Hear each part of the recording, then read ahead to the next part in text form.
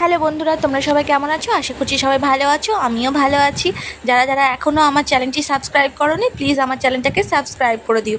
আজকে আমি তোমাদের জন্য নিয়ে এসেছি একদম একটা জাদুর একটা প্যাক। এটা ইউজ করলে ইনস্ট্যান্ট গ্লো হয়ে যাবে ফেসের মধ্যে। যার জন্য লাগবে ঘরোয়া কিছু। আমি নিয়ে নিয়েছি কিছুটা ভাতের মধ্যে নিয়েছি ভাত আর কাঁচা দুধ নিয়ে ওটাকে মিক্সিতে পেস্ট করে নিয়েছি।